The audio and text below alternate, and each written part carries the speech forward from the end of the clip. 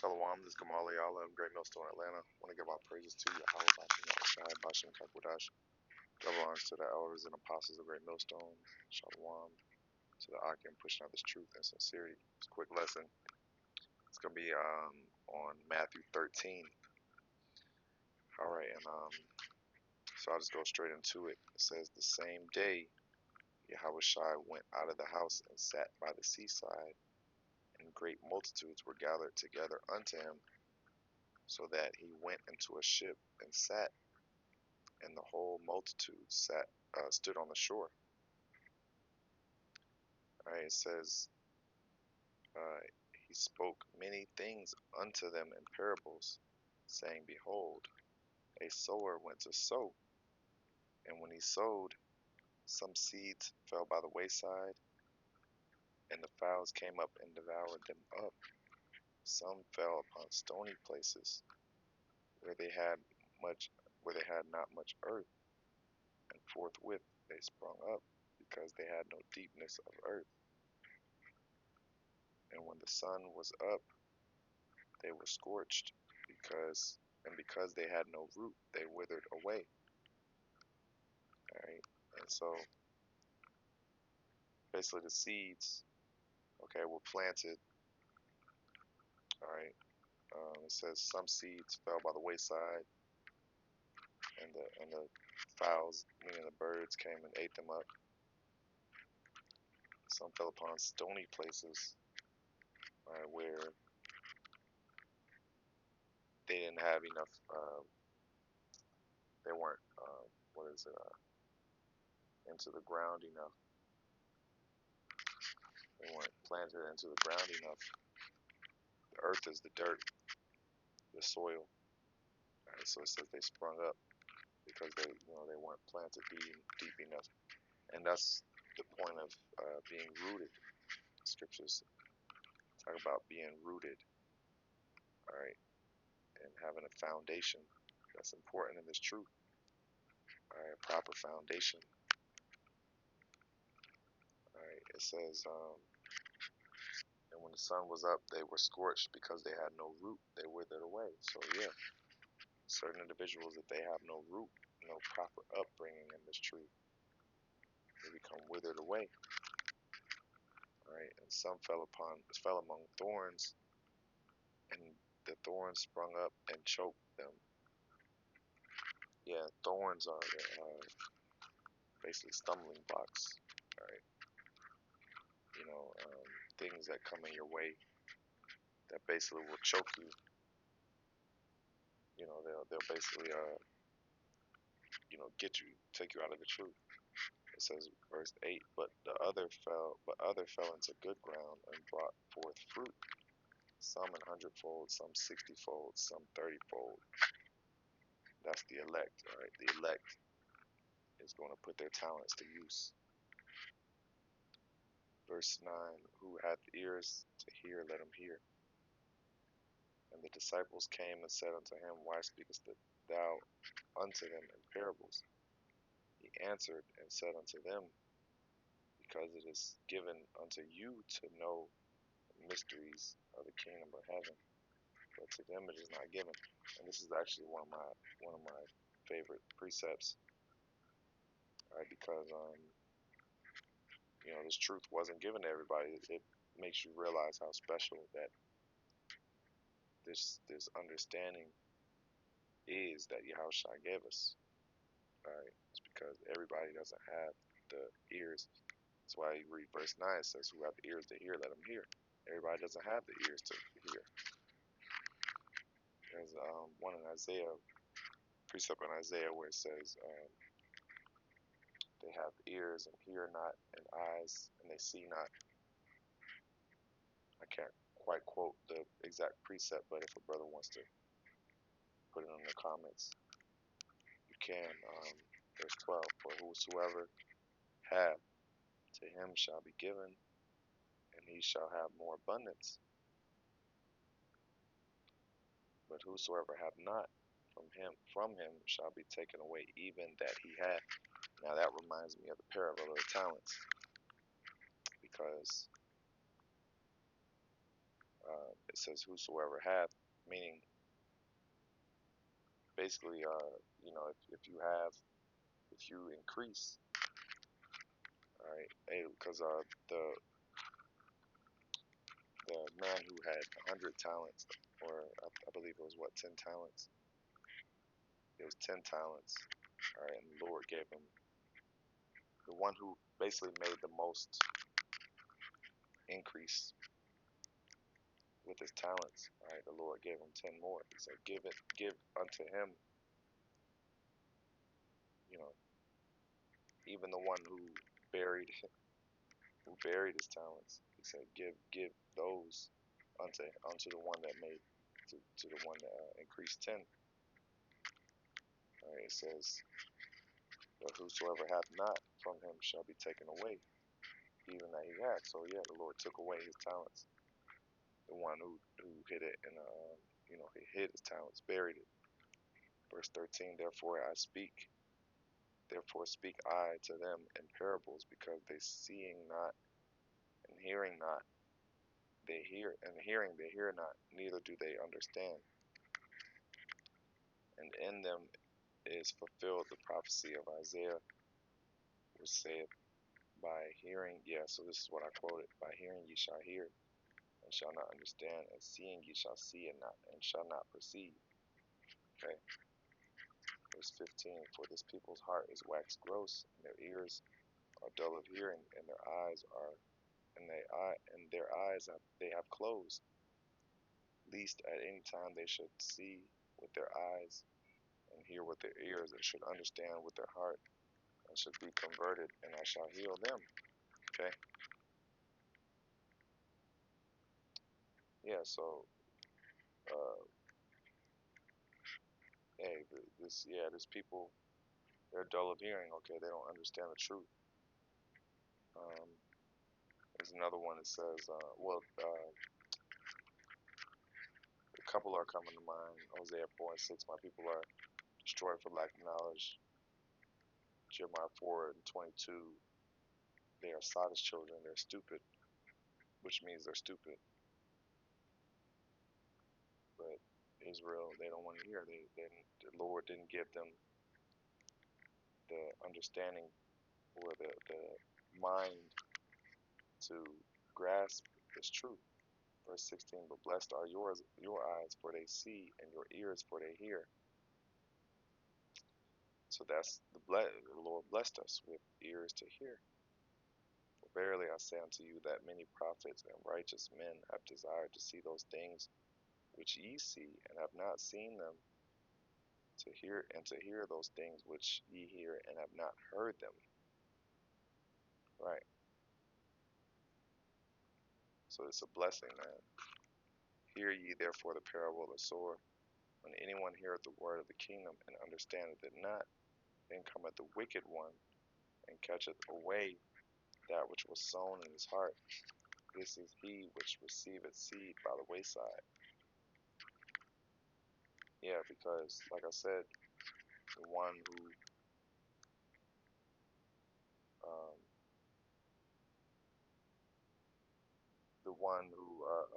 basically gets, I believe, gets the seeds snatched up. Someone that heard the word, and heard it, and understand it not, and they just never got it.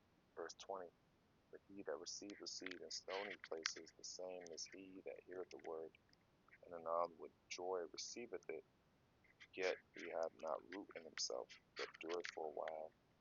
But when tribulation or persecution arises because of the word, by and by he is offended, and that's the thorns.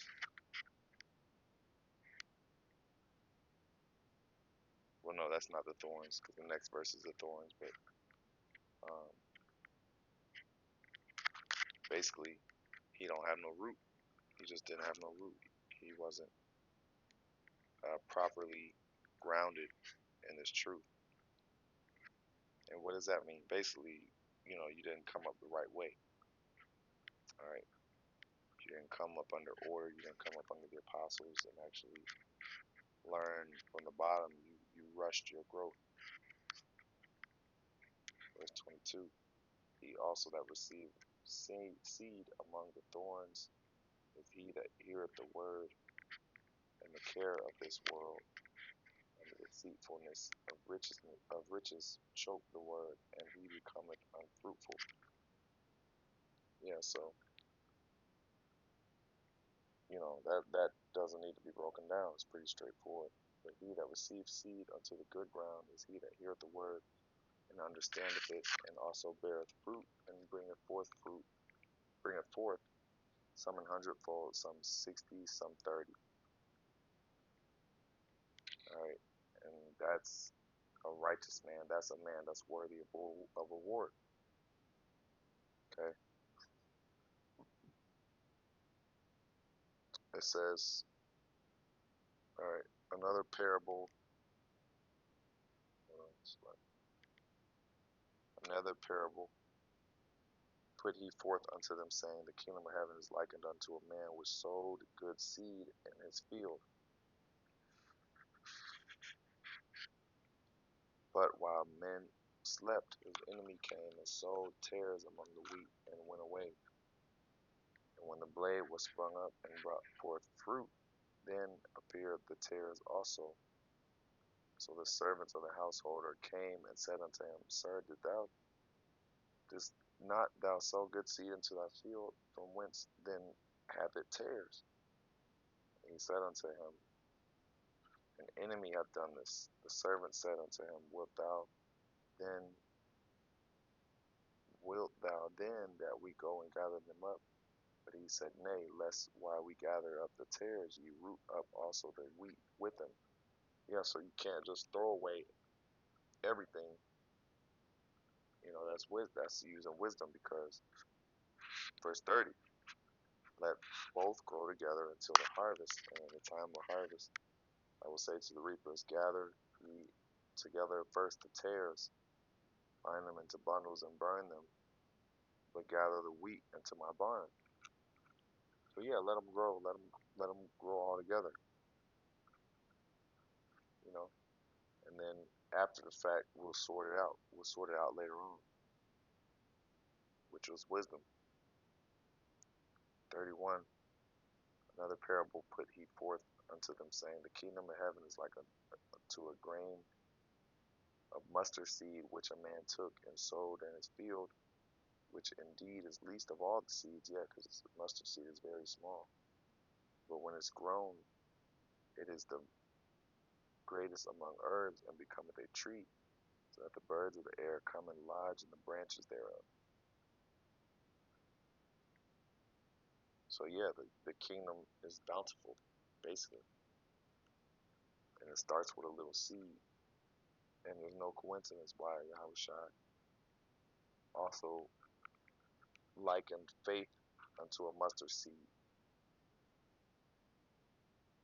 because the kingdom is within you. The kingdom starts with a little small bit of faith, and through that kingdom you'll begin to flourish. Through the wisdom and knowledge and understanding, you begin to flourish. So that's kind of like twofold. Verse 33. Another parable spake he unto them, the kingdom of heaven is like unto leaven, which a woman took and hid in 3 measures of meal, till the whole was leavened. All right, yeah. So the leaven, okay, is talking about well, basically it's talking about the, like I said, bountiful. All right, kingdom of heaven is like unto leaven, which a woman took and hid in 3 measures of meal. So it grows. Okay, leaven represents growth, because when you have leaven, it basically expands into a whole loaf of bread or meal. All right, so the whole was leavened. All these things spake Yahawashi unto the multitude in parables. I will utter those things. I will utter things which have been kept secret from the foundation of the world. When Yahawashi sent the multitude away and went into the house, And his disciples came unto him, saying, Declare unto us the parable of the tares of the field. And he answered and said unto them, He that soweth the good seed is the Son of Man, which is Yahawashi himself. Alright, the field is the world, the good seed are the children of the kingdom, and the tares are the children of the wicked one.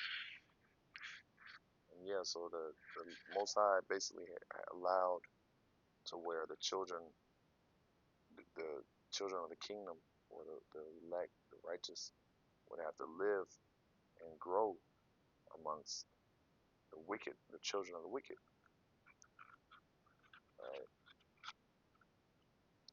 Verse 39, the enemy that sowed them is the devil, the harvest is the end of the world, and the reapers are the angels.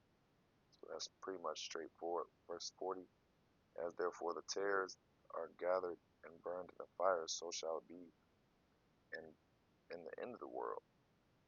So the angels are going to do the sifting and sorting. 41, the Son of Man shall send forth his angels, and they shall gather out of his kingdom all things that offend, and them which do iniquity, and shall cast them into a furnace of fire. There shall be wailing and gnashing of teeth, and that's talking about the missiles. There will be literal fire. Verse 42, and shall cast them into a furnace of fire. Oh, I read that. Verse 43, then shall the righteous shine forth as the sun into the kingdom of their Father, who hath ears to hear, let him hear. Again, the kingdom of heaven is like unto treasure hid in a field, the which when a man hath found, he hideth, and for joy thereof goeth and selleth all that he hath, and buyeth that field.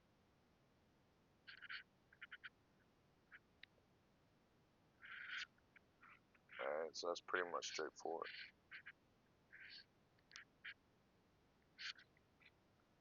Again, the kingdom of heaven is like unto a merchant man seeking goodly pearls, who, when he had found a pearl of great price, went and sold all that he had and bought it.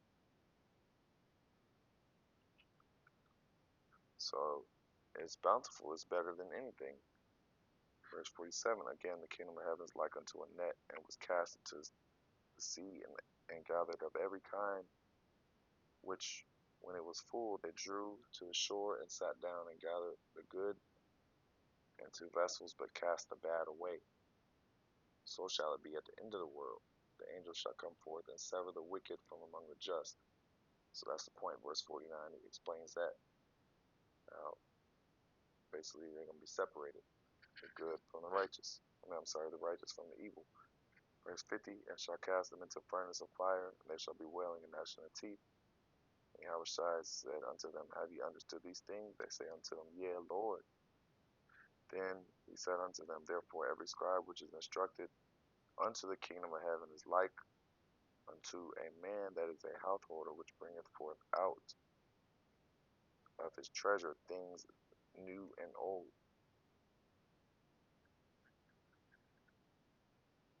So the whole thing is the document, new and old. It came to pass that when Yahawashi finished these parables, he departed thence, and when he was come into his own country, he taught them in their synagogue, insomuch that they were astonished, and said, Whence hath this man this wisdom and these mighty works? Because Yahawashi taught as one that had authority. He was above everybody as far as knowledge, wisdom, and understanding. Verse 55, is not this the carpenter's son? Is not his mother called Mary, and his brethren James and Joseph, and Simon and Judas, and his sisters, are they not all with us? So they're like, yo, he was born a man, like he's a regular man. He has siblings. So how is he so special? Whence then hath this man, and he was born of a carpenter. It says, whence then hath this man all these things? So basically, like they basically saying like this is a regular guy, but how is he so, special?